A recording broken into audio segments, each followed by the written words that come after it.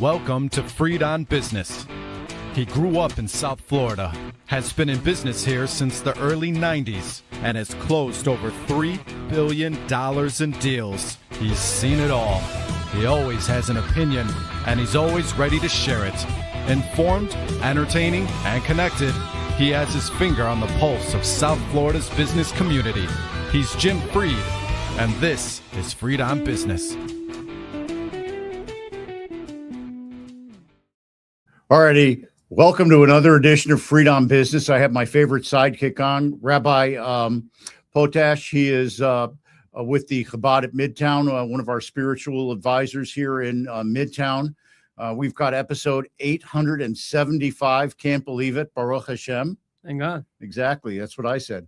And and we're going to talk about ethics in business. It's a very deep and rich topic. We won't have enough time to really even scratch the surface on today's show. So look for more content coming out. Of course, I want to thank our sponsors, Ward and Henry Automotive. They've been with us since the beginning. Thanks to Larry, Eric, Ward, and the rest of their team for helping us bring this type of content to you. Now, you can follow us live. You know, we're streaming live on LinkedIn, Facebook, Instagram, and Twitch. I guess we don't do it live on Twitter. I don't know that we can do it live on LinkedIn anymore either, but we're giving it a shot. We have a lot of people that we reach. And of course, YouTube. YouTube gets lots and lots of views.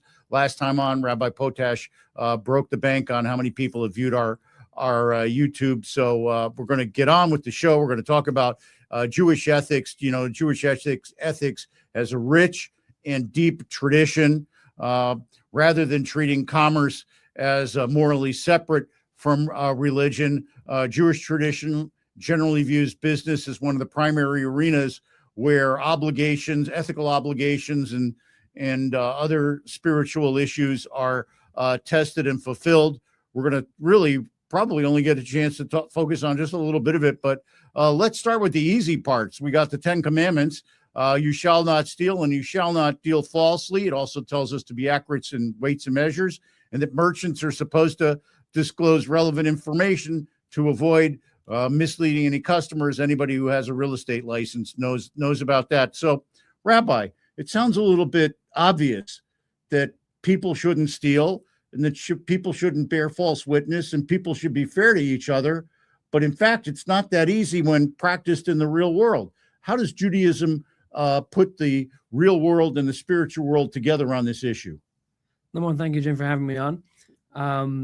I would say you mentioned Jewish ethics in business. So it's interesting, you know, God gave specific commandments to the Jewish nation, but then God gave universal commandments to every single humankind in this world. And one of them is not to steal. The Noahide commandments which are given to humankind and to make the world a better place. And you mentioned that it's obvious, but sometimes we're there to recognize God in the obvious places of life. Just like when we sleep, when we eat, when we do things in this world, we do things with a spiritual purpose. So business, I think we mentioned this last time also, business is also a spiritual mission for humankind in this world. And therefore not stealing is the fundamental core of that mission. And we could say the reason why we go into business is to test ourselves and see if we could be honest in business. I know lots of people that fail that easy test, so it's not that easy. Circumstances arise that cause people to feel like they should, or give them a moral basis for doing this. Now, a lot of this morality and ethics in business is written out particularly in a Jewish piece of literature called the Talmud. Now, we have a class every Monday at 6:15 where we get on the Zoom. I get on Zoom, but a lot of people are in person with you. You're a Talmudic scholar specifically. What is the Talmud, and how does this enhance and amplify the ethics that we subject our business activity to? So as regard to the Talmud is a compilation of the oral law, the oral tradition which was given to the Jewish nation, which wasn't written down originally, but then the time came to write it down. So it's a compilation of extremely deep oral laws and discussion of those laws. And the Talmud regarding business actually has a lot of very interesting insight into business. But one of the most famous ones is that the Talmud describes when the soul goes up to heaven after a person passes away, then they're asked a few questions, right? God wants to know, what would be the most important question you would ask first? Did you add light to this world? Did you do the commandments? Did you do what I asked you? But the most important question, the first question that they ask is, were you honest in business? And the question is, why is that the first question? Is business just a test to see where you're honest? And the answer is because business is the general term for everything that has to do with our day-to-day life, our day-to-day business, right? We eat and sleep and drink at home, and then we go to work. So a true sign to see if you recognize that everything comes from God and you recognize your mission in this world and your moral mission to bring to the world is if you're honest in business. So business isn't only a test to see if you're an honest guy, but it's also to see how you view your life in general. Do you view business or your life in general as just a coincidence that I'm here for a coincidence I just happen to be, or do I see it as a moral purpose that I'm here to bring morality into my business, when people see me acting in a moral way in the business world? That means I view business with the right godly perspective. So Rabbi, some of the people that I've interacted with in the marketplace have literally told me in my face that you'd be a lot richer if you were less honest. I find that to be an oxymoron. I find that I'm not going to go to meet God after my death with money in my pockets. All I'm going to have is the reputation that I've been able to create in the community, which I look at that as an opportunity to provide leadership. And the way that you do that is with actions. And one of the big actions that you can take that's visible is honesty and honest dealing in business. Your thoughts? That's honesty. You mentioned before, honesty in business is, if we could say the business doesn't go back up, the impact in this world isn't our business. A person could have an extreme financial wealth in this world, and after a person passes away, then he's lucky if it goes to his children, or if anything of it gets left in this world. But what does last, what does last forever, is any spiritual action that we do. Spirituality lasts forever. Any connection to God that we do, that stays with us forever. Whether it's something that we learned, whether it's something that we did. And in this conversation, honesty in business or ethical actions in business are what truly last with our soul after a person passes away. So the money, everything in this world, is anything to do with physicality, materialism, is temporary. You can have a good vacation and then it's over. You can have a good meal, then it's over. Everything in this world is temporary. The only thing that stays with us are the good things that we do. So as in regard to your question of maybe you'll make more money through business, then money isn't the purpose of the world. Honesty is. So you're fulfilling the purpose of your creation by being honest in business. So a lot of people make money and then they go and try to wash their soul by donating it. I've always felt that money you can make, but you can't make time or energy. And the best thing that you can give to the community is an honest representation and an example. It's never easy. And I find many, many times being torn between the real world and the spiritual world. Always make the greatest of efforts to do what I believe spiritually is the right thing. Nobody's perfect, but I do the best I can. Now, there's this concept of fraud. Onaha, I don't know if I say the name. Oh, yeah. Okay.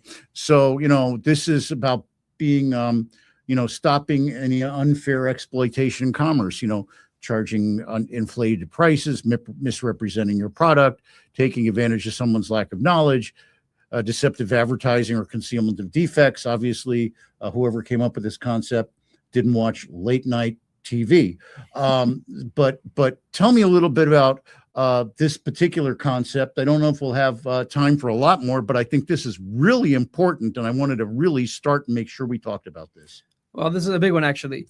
When it comes to deception or ona, in this context, is different ways. The prohibition is basically not to be dishonest in business. Now, what does that mean practically? So it expresses itself in different ways. Number one, overcharging. If a person overcharges someone with an extreme overcharge, so even though that person bought it from him, if it's an extreme, for example, if it's more than a sixth of the regular price, then he could ask for a refund, because you cannot overcharge someone in business.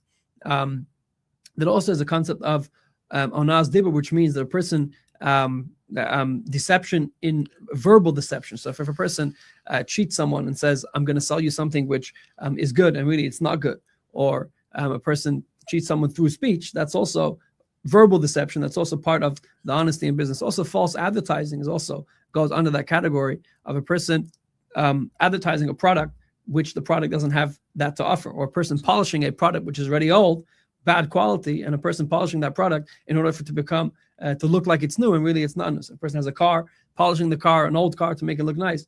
That would be part of the prohibition of deception. So, one of the things that came up just today is that I have a client who's really at the end of their financial capacity. They are looking to get a partner. The partners want to do it, but they're moving slowly. What we've done is made a phone call to give the people that are running out of money certainty, or at least comfort, that we're going to be there and that we've got them. It sounds to me like this is something that could be manipulated on an ethical basis, but if presented correctly, actually provides somebody with clarity and comfort. What are your thoughts on this? So if someone is, it's another thing which has to do with not so much honesty in business, but the mission of business is charity. We didn't touch on that.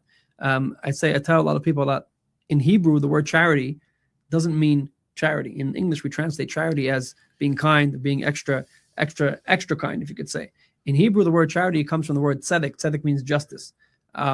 Charity isn't a kind gesture to do. In Judaism, charity is an obligation. And the reason for that is because God gave us our money for a reason.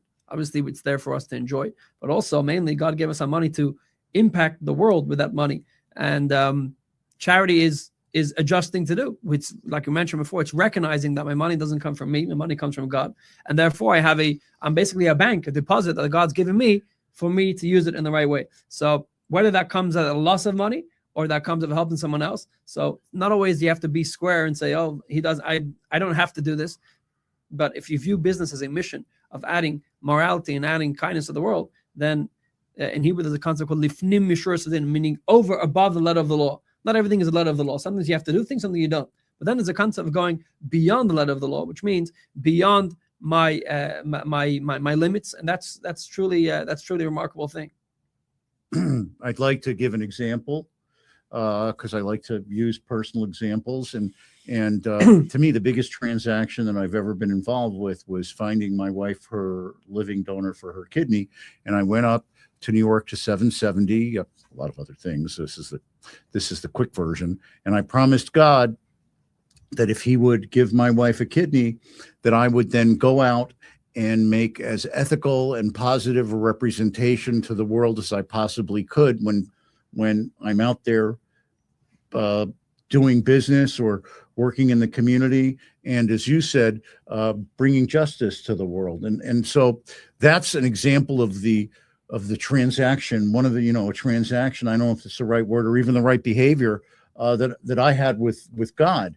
So that's the way I look at it when given the opportunity. That's what I did. Your thoughts? So we mentioned before, in life, I like to view life as opportunities. A lot of things in life, people see life as systems. That we wake up, we sleep, we eat, we drink, etc. Business, we have a good time. But life is instead of life being a system that we run on, life is opportunity. So instead of looking at life as an obligation to go through or something I'm going through, but life is an opportunity that God gave us. Every single day is another opportunity. Every single minute is another opportunity. The Talmud says that we're supposed to we thank God for every breath that we have, because every single breath is a new opportunity. So business is an opportunity, is a platform to do good, and everything in life is like that. Whether it's charity, is everything in life is a platform, a God-given platform, to use it in the right way. So God doesn't give us systems to run through. God gives us opportunities to use for the right purpose, and that's a good example of using a challenge or using something that a personal thing that you went through and using that as a springboard, as an opportunity to grow. Well, I want to kind of hold it right there. We're going to talk a little bit about the sponsors, and then I want to come back, and in the bottom line, I want to talk about how we can really work towards the dealing with the power dynamic in real estate, in business, which is sometimes powerful and less powerful, and how we should teach, how we should treat people that appear to be less powerful than us. We'll be right back after this short break with more Freed on Business. Miami Podcast Studios, take it away.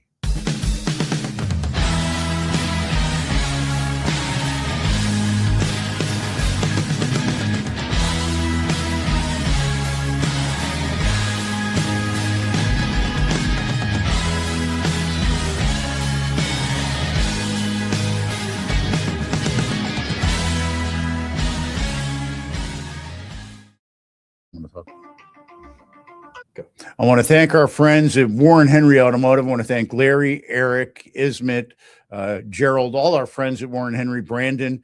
They live up to what today's topic is. Their ethics in business are uncompromised. They've always dealt fairly with myself, my family, my friends. They make sure you get the best price on your used car or your new car. They make sure you get the best valuation on your trade-in. And then afterwards, they make sure you get treated like family when you come in and bring it in for service.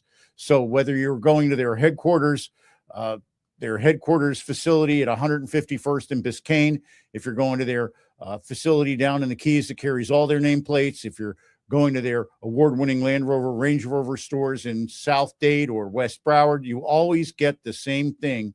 You get treated ethically like family. So remember, reach out to Warren Henry. Make sure you come there. You get the Warren Henry advantage. And remember, always the best price, always the best service, always Warren Henry.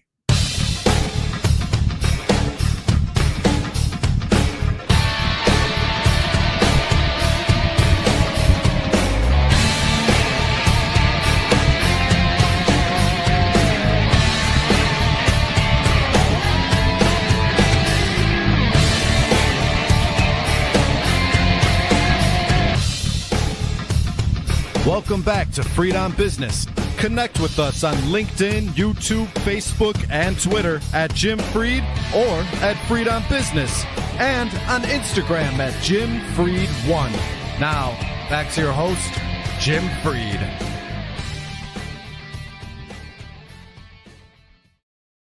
All right, welcome back. We're back with our good friend, Rabbi Potash of the Midtown Chabad. It's where I go. I'm proud to say I'm a founder, that I've helped to bring this positive energy to my community. I want to remind everybody that you can reach out to me, Jim Freed, Sandstone Realty Advisors. You can call me. You can email me. I help people generate and implement their business plan consistently with the ethics and value system that I learned from Rabbi Potash and the team at Midtown Chabad. I want to remind everybody you can see us on you can watch this episode streaming live on LinkedIn, Facebook, Twitter, Instagram, everywhere you get your podcast, Apple Podcasts, YouTube. We get a lot of people watching on YouTube. So make sure you look us up and find out more. And you can find other episodes we've done with Rabbi Potash and on other topics as well. Now, I want to get this segment, we call it the bottom line. And in today's world, Rabbi, there's a big issue going on. A lot of people say that we're having a K recovery, which means the rich get richer, and then there's a challenge for the other people. In the business dynamic, a lot of us have employees, and I think that it's important to reiterate in what the Jewish perspective is on employers and employees, which include paying wages on a prompt basis, providing safe working conditions, treating the workforce and workers with dignity, and this is a big one in today's world, avoiding exploiting the workers and their economic viability. We talked recently about leaving stuff in the fields in the little corner that we don't pick up. Again, it's sort of a similar circumstance. What does the Talmud and Jewish theology teach us about this particular aspect of the power dynamic in business? So the Talmud speaks about, and it's actually a biblical commandment, God asked us to pay our workers on time. And the reason for that is the Torah gives a interesting insight that if you don't pay your workers on time, then it's almost equivalent, Maimonides counts it almost equivalent to taking their life. And the question is, what is the connection between not paying a worker's wages on time and taking their life? And the answer is that a worker depends on their employer. The employer and the employee are basically, instead of it being a boss and an employee, what's happening is basically there's a deal between the employer and the employee. The deal is, I am going to give up my sustenance is going to be dependent on you, and in turn for that, we're going to be working. So it's true that technically one of them is the boss and one of them is the employee. On the other hand, the employer has a very strong responsibility over it, which is basically to make this person have the best life possible. And if you take away that, even by 1 day, by 1 hour, that is the equivalent of taking someone's life, because they are dependent on the employer, and that's his moral obligation to pay his workers on time. So the Torah views employer-employee relationship not as a technical thing of a boss over an employer, but more as a role. The boss has a role to play in the employee's life. The employee let the employer play a role in his life, and therefore the employer has a responsibility to keep up to that role.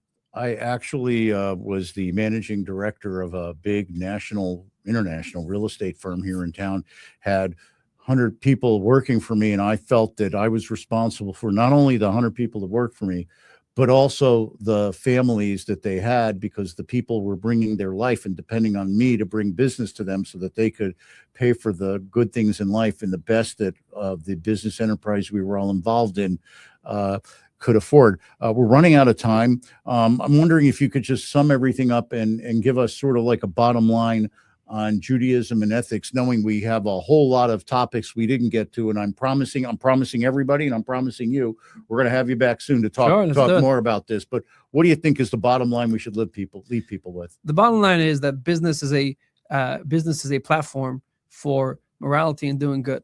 Whether it's giving charity, whether it's treating employers on time, treating employees with the right dignity, whether it's not stealing, whether it's being honest in business.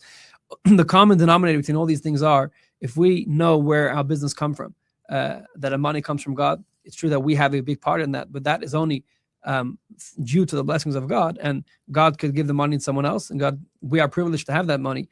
Then we start viewing business as different. Business becomes a mission instead of business becoming a way of life. That's how I would summarize it. Well, I think that's great. I want to thank Rabbi Mendel Potash of the Chabad in Midtown, and thank you to Rabbi Gopin for bringing you here to town. I want to remind everybody that you missed any part of today's episode, you can catch it on YouTube, Apple Podcasts, LinkedIn, wherever you get your podcasts. I'm forgetting all the different services, that the Spotify. In any event, make sure you join us. I want to remind everybody that the person that wants to do something finds a way, the other finds an excuse. Now go out there and make it happen. God bless you.